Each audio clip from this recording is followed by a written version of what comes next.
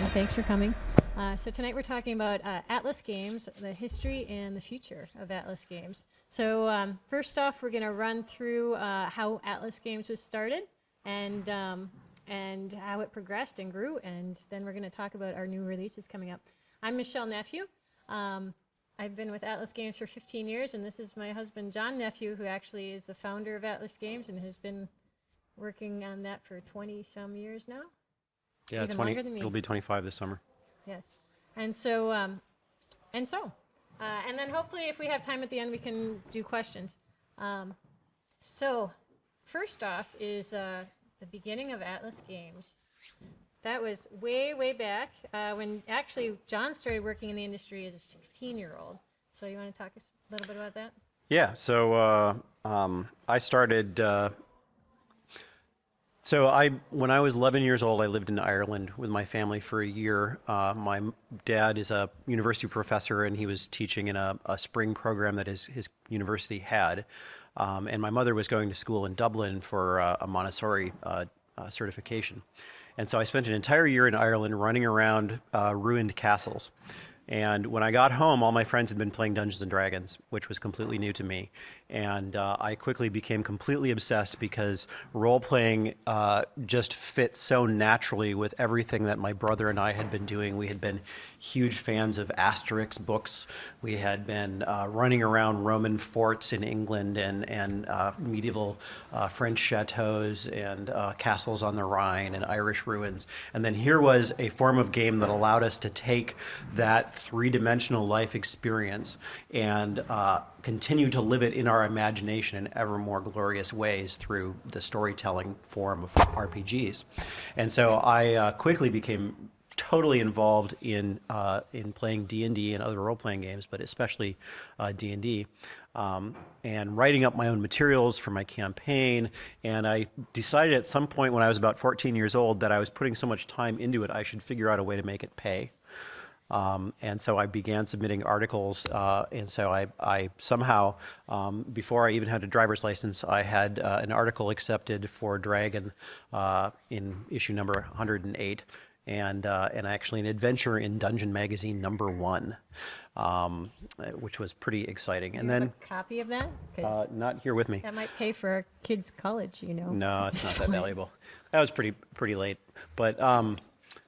So anyway, so I've, as I mentioned at the opening, I think I've managed to avoid ever having a real job in my life because I went into college paying my way through my university career as a freelance writer and editor for TSR, and then in the university met some folks from the college on the other side of the river in Northfield, Minnesota, called St. Olaf. There were a few folks there, one named Jonathan Tweet, another named Mark Hagen, or Ryan Hagen was his nom de plume, or as we always pronounced it, Mark Ryan Hagen. So the funny thing in Ars Magica, this is just a digression, but the funny thing in Ars Magica is that Jonathan and Mark had this disagreement over whose name was going to be first. And they settled it by saying that Jonathan could have his name first, but Mark got to put a funny character in his name that would make it more memorable. And so that was the deal, was that Mark could put that silly dot in the middle of his name in exchange for Jonathan's name being first on the game credits. And now they've just recorded that for posterity. So now everybody in the world will know. It's probably been told before, yeah. But anyway, so I met the folks at Lion Rampant. I had already been working for TSR. I got involved with them in their game Ars Magica, which even more than D&D appealed to my raving inner medievalist. And then from a couple of years of being involved with the folks at Lion Rampant, got a lot of really, really good insights into how not to run a game company. And that was so inspiring that I decided to try doing a game company with some completely different approaches. Like filling orders? Yes, packing orders when they came in, paying freelancers, writing contracts. things like that. I mean, you have to remember that Line Ram started as a bunch of basically college buddies who had no experience professionally and just were like, we have these great ideas for games, let's go make them and then figure out what happened. And I went into it with as somebody who had been like writing for TSR and signing these long contracts with all sorts of dense legalese about, firstborn children and all that kind of stuff, signing in blood. And so it was kind of a culture clash there a little bit. So in 1990, the folks from Line Rampant were moving to Georgia, where they had an investor. And eventually, they merged with another company called White Wolf Magazine to form White Wolf Publishing, and you guys have probably heard of them. I started my own company back in Minnesota, and my original idea was to do some projects for Ars Magica that I really wanted to do. And so I envisioned doing a line of Mythic Europe supplements that each one was going to be a different angle of European history with a fantasy angle to it using Ars Magica. And the line was going to be called Atlas Europa. And I never got around to doing that, but that's why the company's named Atlas Games, is that... Also because it starts with an A, and you know that it'll be first in all the catalogs. That also helps. I learned something from Jonathan. Maybe not the right lesson. Maybe I should have put a splat in the middle. Atlas Games. There you go. Yeah. So then Atlas went on for a while. We started.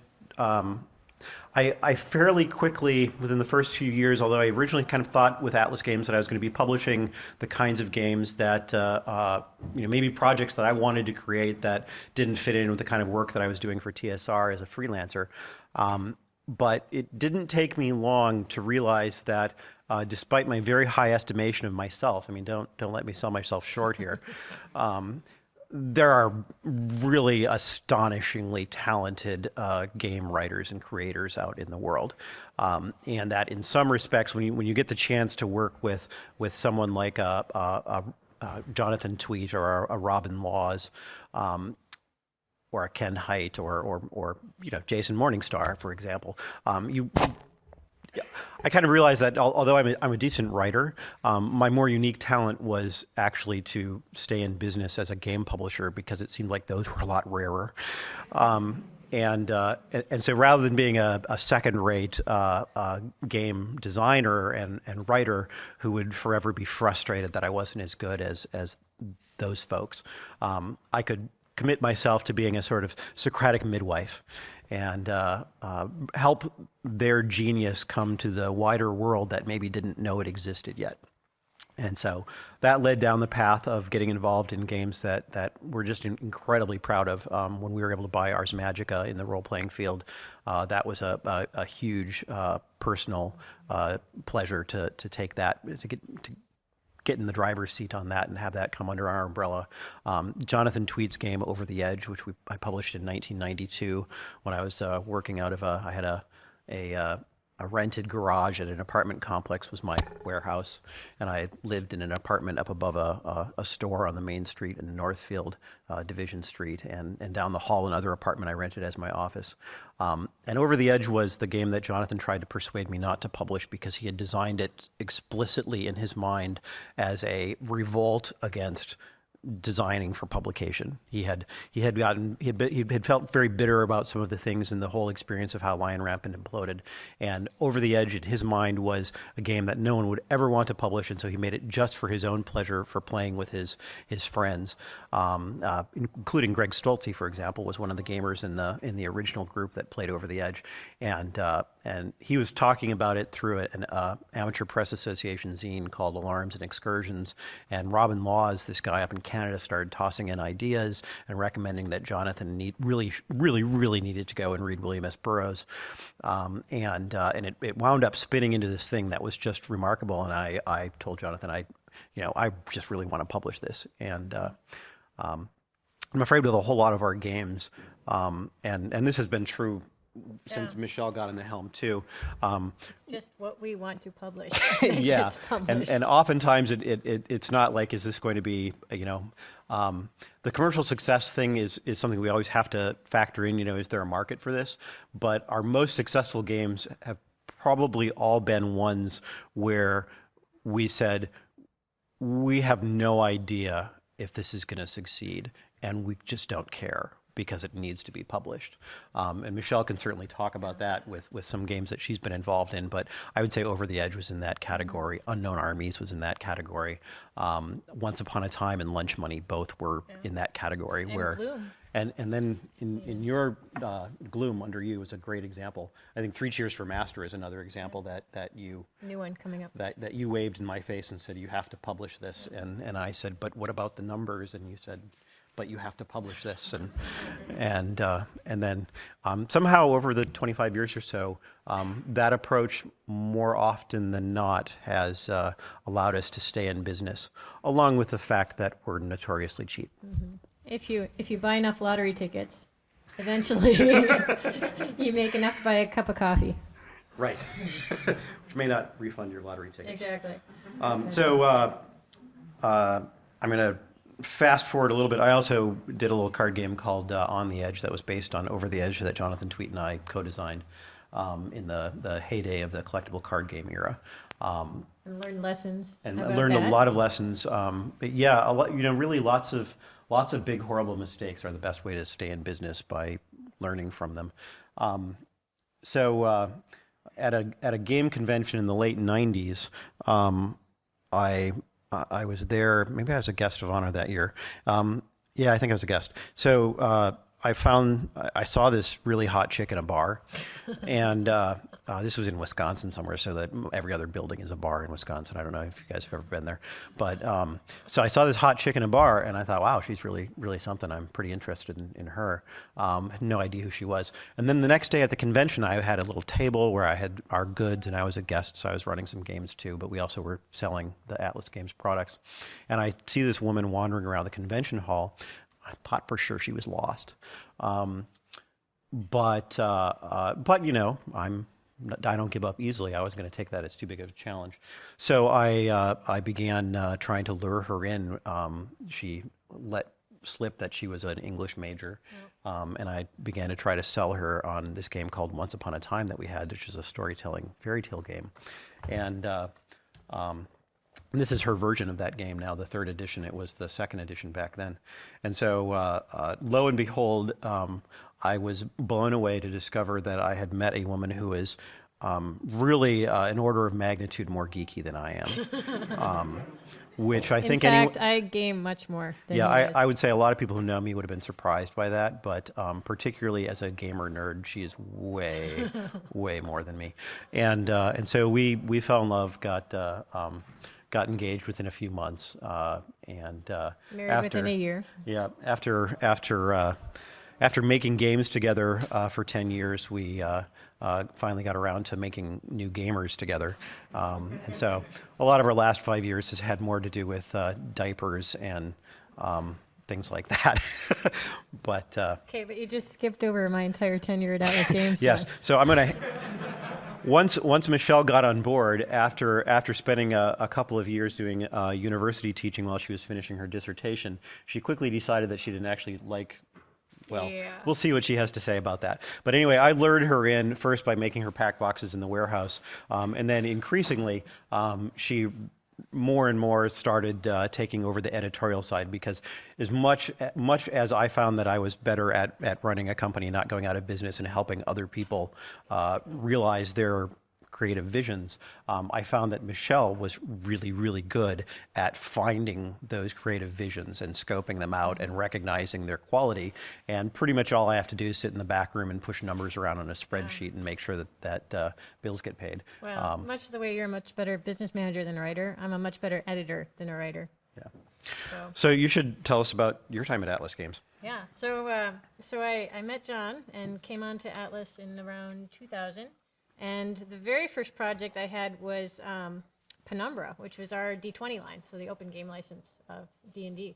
And so I ended up, my first ever project was 3 Days to Kill, which was the very first adventure for the OGL. And that came out at Gen Con that year. Just barely beating others to the punch, but Because Green Ronin's books were delayed by a shipping error. In fact, you know what? They weren't even delayed. They were in an office somewhere in the building, I remember. But they didn't know where they were and could not find them. And so ours... We were on sale. So ours were on sale Nicole and before Chris. theirs by like maybe 6 hours or something. Yes. But yeah, so there's the history there. And in fact, that was so close. I mean, nobody knew that this was going to actually happen, and everybody mistrusted the license and thought that they would pull it, and you'd all be wasting your money, anybody who jumped on it. We had to do our covers for that were done at Kinko's. Oh, no, the covers we printed it separately, and then the books we printed at Kinko's, the booklets that were separate. Oh, yeah. Okay. And then we had to bring the booklets in and like hand collate them and so we did half put of the them book in at Kinko's bags. and then had to put them together and put them into because we could do the cover ahead of time bags at the convention. With separate, just like old D&D modules where the module was loose on the inside and the screen had the map on the inside. So it was kind of retro, but it was a matter of necessity too, because that's how close we had cut it with that project. So over the next years we did Penumbra. Nyambia was our African Adventures for D20. We did Northern Crown, which is a North America setting for D20. Coriolis, which was using our other games and doing D20 for them, like Ars Magica and things like that.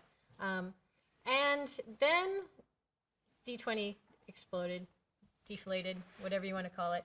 And so we actually saw that coming somewhat. We have a long list of a publication of books that we were going to publish and then ended up having to back out of those at the last minute, luckily without leaving anybody in the lurch, I don't think. But it was still a tough move. No, there's a lot of stuff that we would have liked to do, but this oversaturation of the D20 market started to become apparent really early on, and we just didn't want to sort of race to the bottom. So we focused our attention on some other things. Yeah, exactly. And so the next things we worked on, we turned our attention to board games and card games. And we started doing second editions and third editions of our previous games. We did Once Upon a Time, third edition. We did Dungeoneer we picked up, which was a game that came with the artwork. And so that was a nice thing. You guys can't see those at all, can you? Oh, well. And we picked up some new things. We did Gloom. Well, we're still working on Lunch Money. You'd done that before my time, but we're still working on that one. So Gloom and Lunch Money. But we did expansions for Lunch Money, and we did Beer Money in the early 2000s. You know what? This is going to be useful for me right now. There we go. And I tried my hand at my own game. I did Ren Fair, which is a little game about dressing up your character in costume for the Renaissance Fair. Which is not hugely popular, but I'm proud of it. So I'm going to put that in front right there. That was a really neat game because it was another way to use once we figured out how to do the transparent card printing for Gloom, it was another way of using that same printing feature, in this case that you could stack elements of a costume on a character card.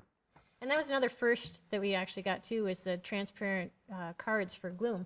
So it's actually printed on clear cards, which then slightly after us didn't Wizards do one? Yeah, Hecatomb. Hecatomb. I don't know if that ever did that as well, but we were actually out first, and so it was a neat little technique, and again, it was very hard to do. John said, "I'm not going to do that. It's too expensive. We can't do it.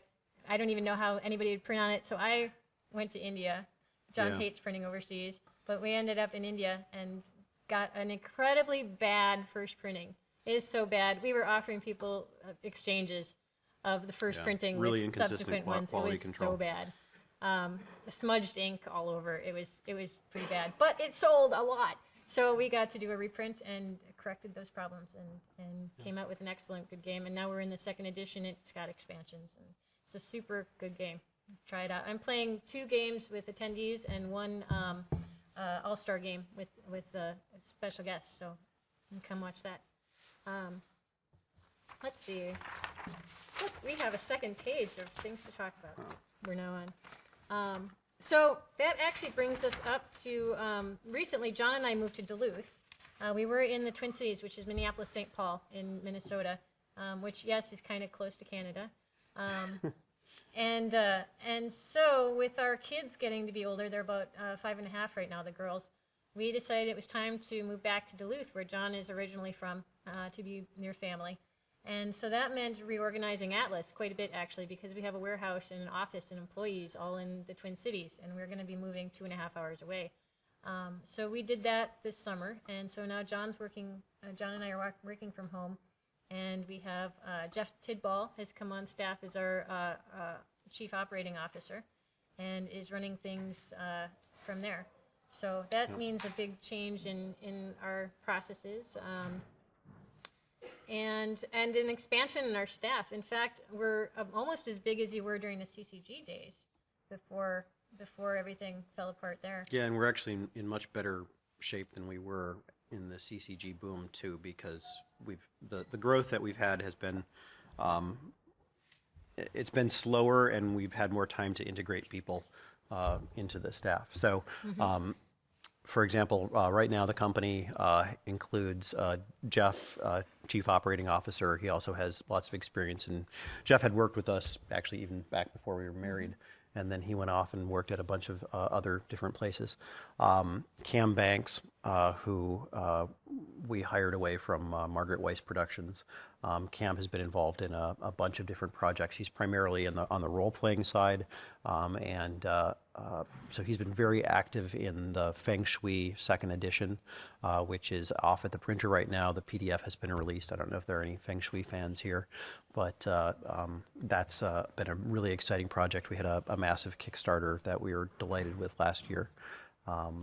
And then we have Kyla Tonding is a recent hire. She just joined. Oh. Feng Shui at press. Yes, and there's a printout of it. Anybody interested in Feng Shui 2nd edition, come look at it afterwards.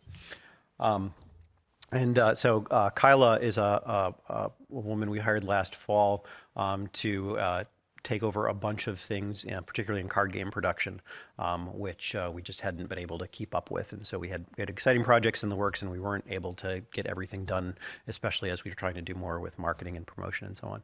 So the first project that she was really involved with, Michelle passed off to her. This hurt too. Oh my gosh. I did not want to let this one go. We're in the middle of moving to Duluth. I'm like, oh, I found it, John! Yeah. I've been looking in the submissions file for 2 years with like not much of anything, and then 3 Cheers for Master showed up. So this is a delightful card game, the theme of which is, I mean, we all know the Dark One, the evil overlord. He spent his whole life wanting to conquer the world, and now he's done it. And it's kind of boring. Yeah, he's a little bit kind of at loose ends now because he, after you've conquered the world, what next? And he hadn't really thought that far ahead. And so his 4 minions, know that he's going to come back from his final conquest. And we're a little worried about his mood. Master gets surly sometimes. A little touchy. And he tends to bite people's heads off, literally. Things like that. Yes, homicide. So we, his 4 minions, have decided that we would cheer him up upon his return by holding a cheerleading competition for which we will train all of his bloodthirsty war minions that are just back from these campaigns. And so we're just going to have a competition to see who can make the highest pyramid of cheerleading minions. And it's not a very good plan, really, but it's what we've got, and we're going to go for it. So the mechanics of the game are that you're building a pyramid-shaped form out of your minions on the table in front of you, and so you play minions into your own pyramid or into other people's pyramids, and periodically they get tired and hungry, and big hairy fights break out, and when that happens, then there are rules for which way they attack each other, or which ones are really hungry and will automatically attack and eat any weak ones that might be next to them, whether or not they can fly, or if they're heavy, if they squash and kill somebody they fall on, if the pyramid drops from out underneath them. So there's a bunch of neat things, and it's a really fun game. The best part about this game is that it is not a combat game. I mean, the way you tell it, it sounds like a combat game. No, that resolution is really fast. It's actually positional resolution. There is no rolling dice to see how the monsters are attacking each other. It's a matter of which abilities of which characters are next to each other in the tower. So it goes very quickly, and it's more a matter of positioning your cards in a way that gets you the tallest tower than it is about combat. Right. So Yeah. and that's what I like about it, because honestly, there's a lot of combat games out there, and goes far beyond that. Yeah, so. and you can tell it just by looking at something if a fight breaks out exactly how it will resolve, because it's deterministic by, you just follow through and you get an answer. And so the key is messing with other people's structures and trying to build your own in a way that can survive those fights. Because ultimately when Master gets home, everybody has 3 big hairy fights in a row, and then you do the scoring for how big your tower is. And so... so it's really... it's a good game. Big mess on the floor more than it is a tower by the end of the game. But there are a couple of other things that are great about it, including the same fellow who designed it also did the artwork for it, and it has a really unique graphic look. And in my experience, that's one of the things that usually is a key part to, especially for the card games, for their success. Lunch Money, for example. Somebody walking down the convention hallway has to see people playing along the corridors and have to recognize it as something distinctive and be interested in it. That's how we sell our games. Yeah. Because we can't be in every store. We don't have a huge marketing budget, but so they sell themselves. Things like graphic design. Yeah. So that's pretty much up to present day, I think. Let's see what else we should perhaps mention. A couple of things. Let's see. We just this week, while we've been here, the team back in Minnesota on our blog announced some news about Ars Magica. I don't know if we have any Ars Magica fans here, but we've been doing the 5th edition for a long time, more than 10 years. And even longer than that, David Chart, working from Japan, has been the line developer for Ars Magica. And David is retiring.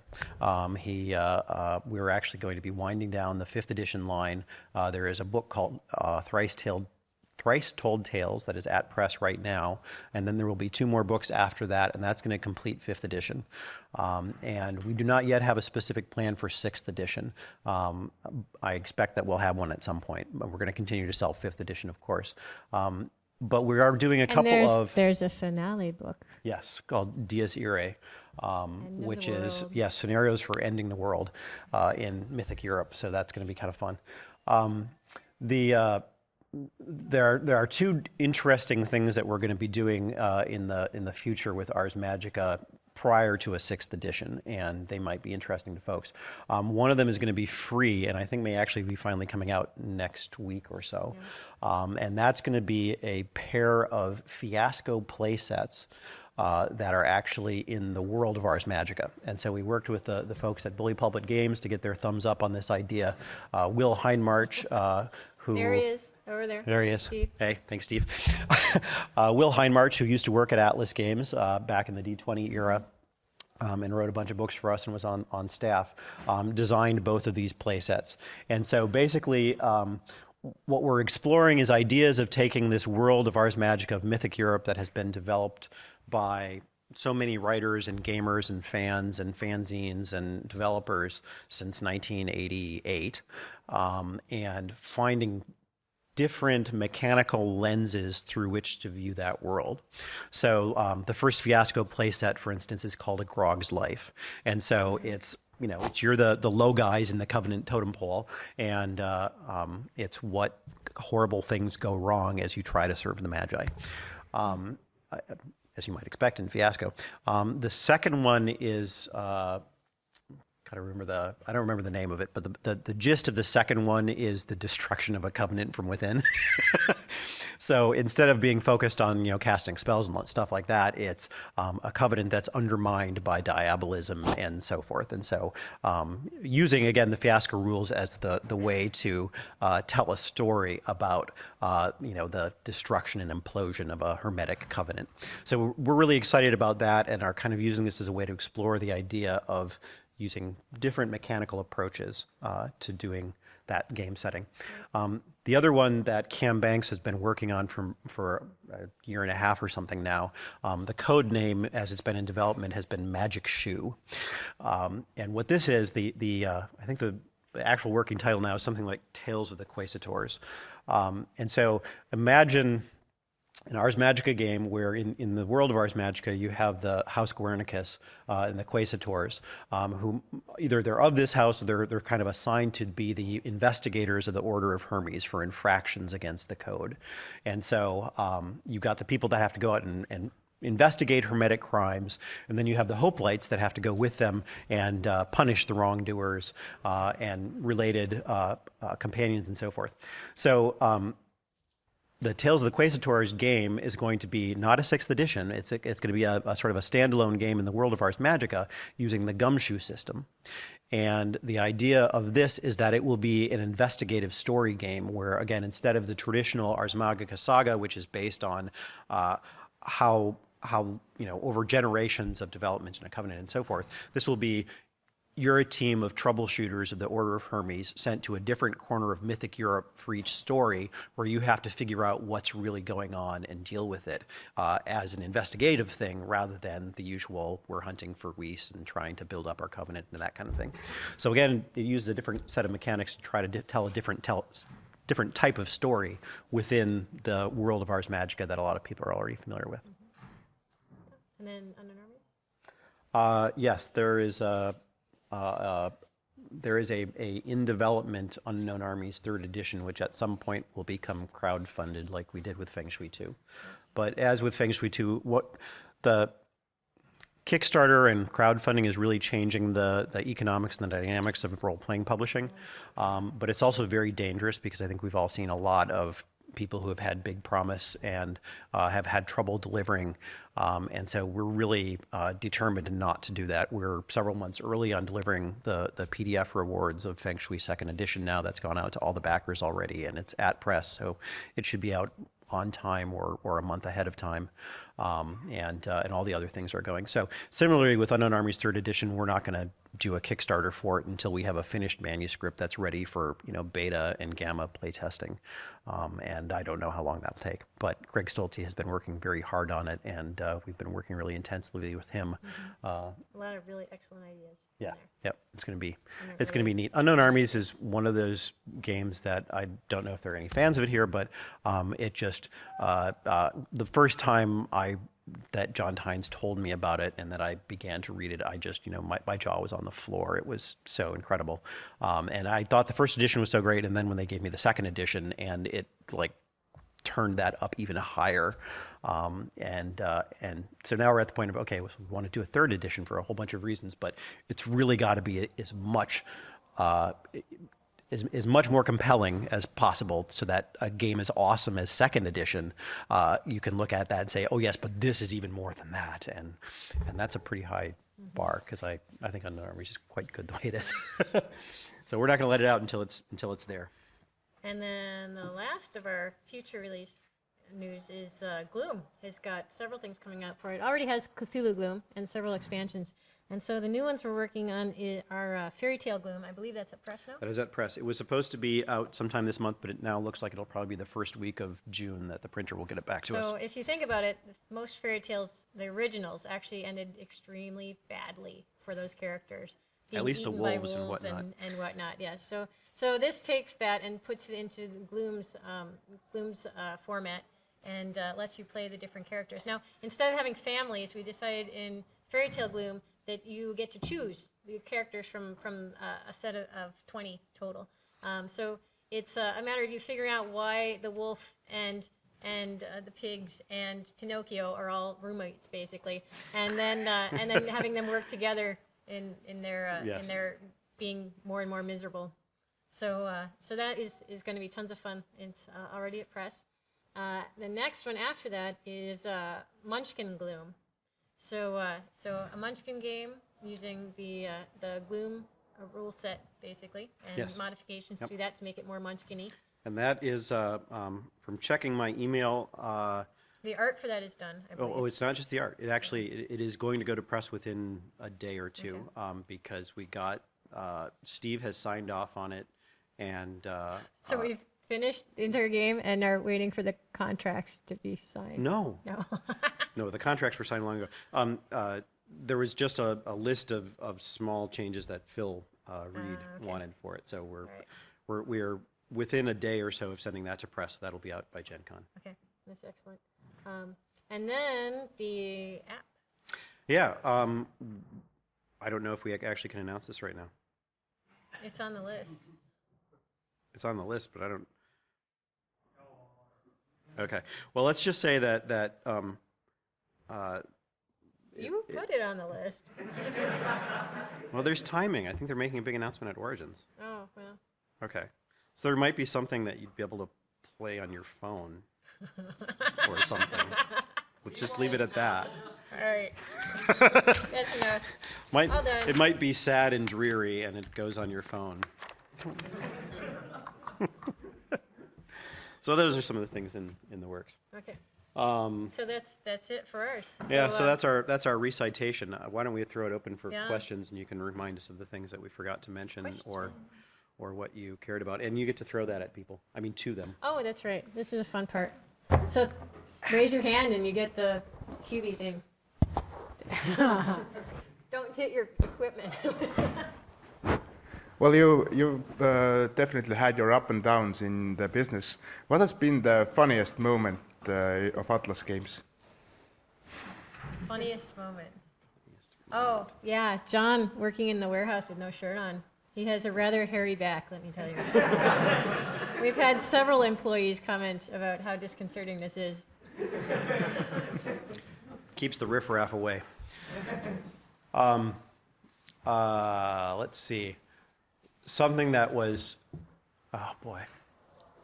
So I think Robin Laws has a great sense of humor. So I would first of all say that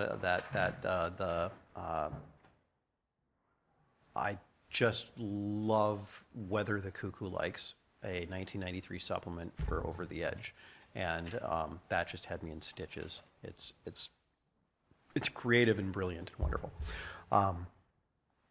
Another, my brain is melting. There's something else I was thinking of. Should have left it to hairy back. That was actually funny. Yeah, and then I have a hairy back. Next.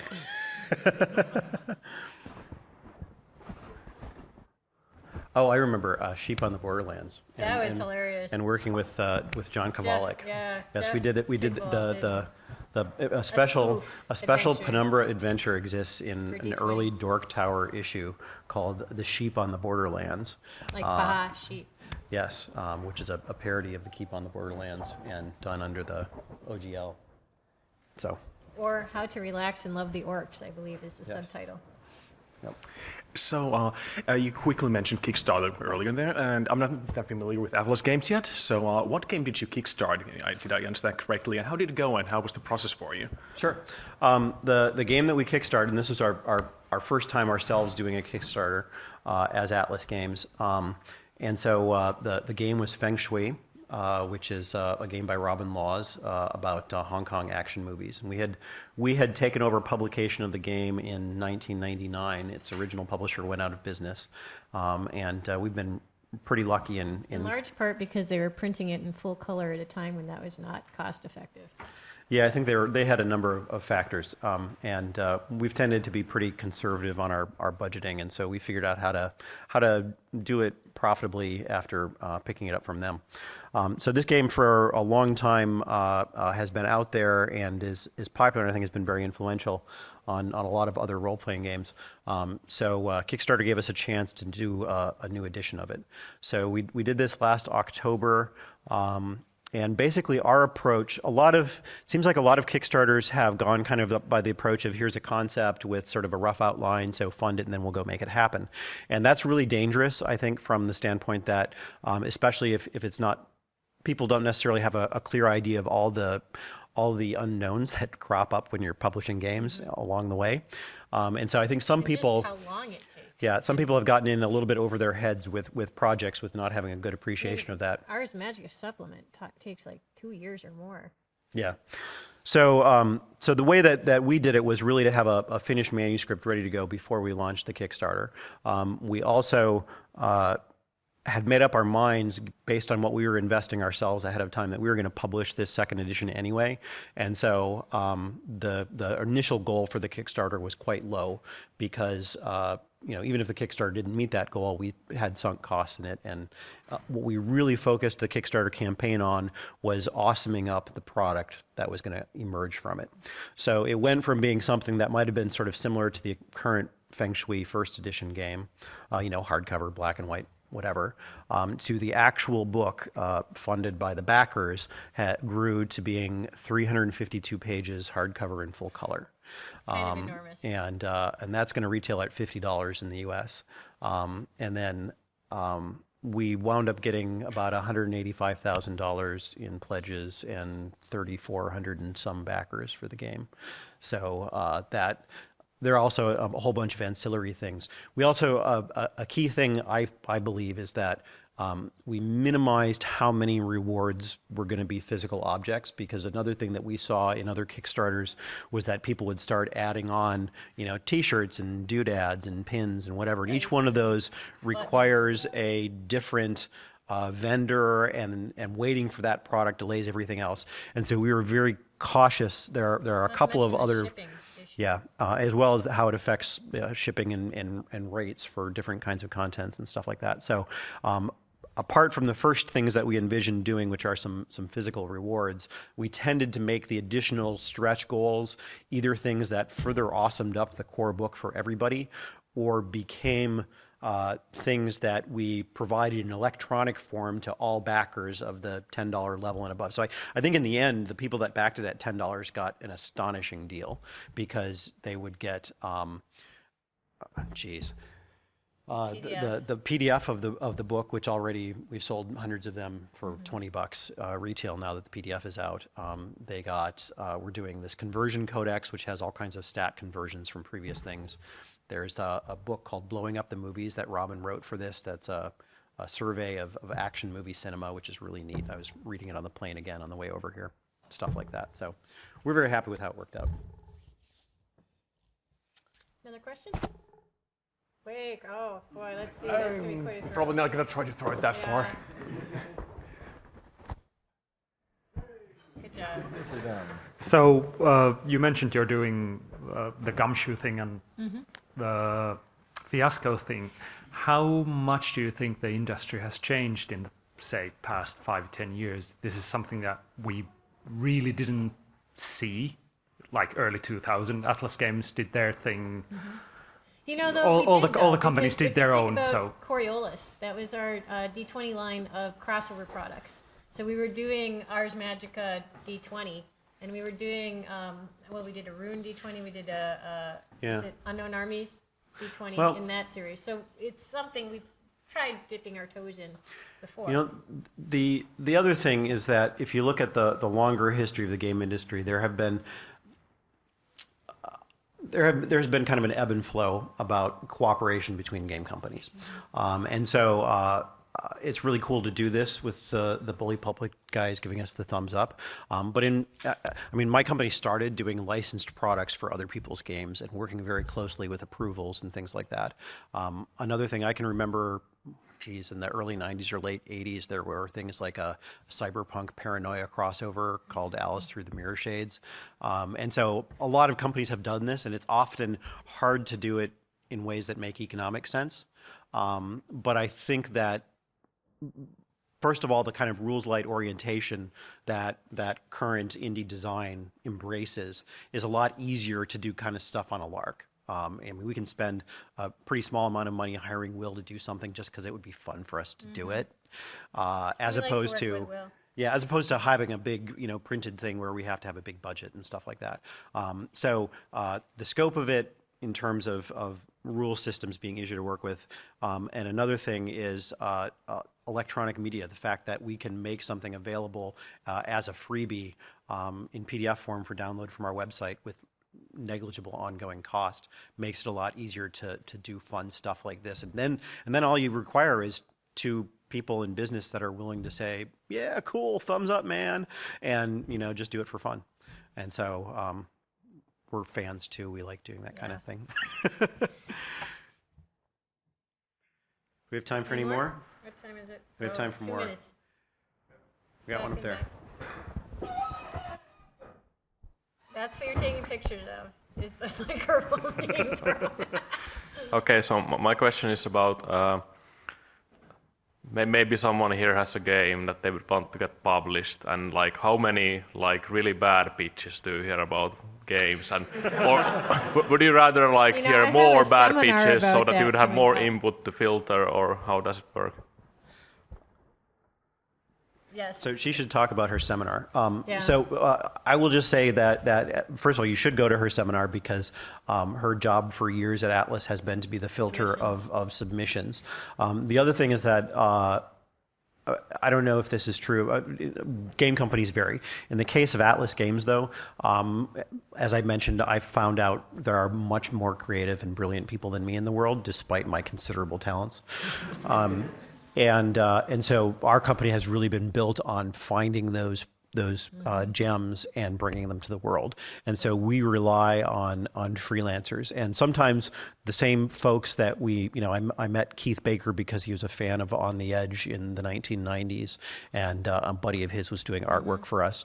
But then he started submitting things for the Penumbra line and for Over the Edge, and then he said, I have this goofy card game, would you guys like to look at it? And that became Gloom, which has probably paid him it probably paid him more in royalties than he got for winning the Eberron design thing over the years. And so we're always on the lookout for good things, but the reality is that a tiny percentage of the stuff that we see can we even consider publishing, and not everything we publish is a huge success. With our open submissions, we've had it on and off for 2 years before I found our most recent good find. So. And we like this very much, but again, this is a game where I hope it does well commercially, but I kind of don't care because it's a really cool game, and so I'm just happy that we did it. My 5-year-old daughters really like playing it. Yes, but they want to replace everything with ponies. They made their own cards. One is a unicorn and one is a Pegasus. And they want to give them all the powers. One has all defensive shields and the other one has all like 20 attacks on each side. You're supposed to have like 3 most. There's like 20. Sorry, let me do a follow-up. Is it, do you look more like for brilliant people or like brilliant concepts? Or and what's the format? Do you like to read in like rules, or do you want to see it in real life, or what's like the? It's a little bit. Generally speaking, in our submission process, we are looking for a product, so we don't want a concept. It has to be a finished playable game. I kind of learned early on working as a freelancer for TSR that ideas are kind of cheap, and there's a lot of ideas out there, and what you really care about in many ways is execution. And so what we're looking for, and it varies by the type of game. For some games, the execution is a rule set that is really coherent, logically coherent, and not necessarily that the rules are well written. For role-playing things, it tends to be really good writing and compelling compelling prose that is going to be good to play, but also really makes people want to play it from reading it. And so that sort of varies according to the product. But what you're asking is an enormous it's a big enormous question. You have no idea the iceberg underneath that. And so come to my seminar, Good Games, and I will tell you all about it, including the submission process as well in there. So I think that's our time, though. If anybody has anything else they'd like to talk about, we're up here, and also the games and whatnot. We've got Feng Shui 2 manuscript up here. Oh, I even have Blowing Up the Movies. Do you have that, too? Yeah. Okay. I was marking it up with reading. So thanks for your time. Thanks for listening. Have a great convention.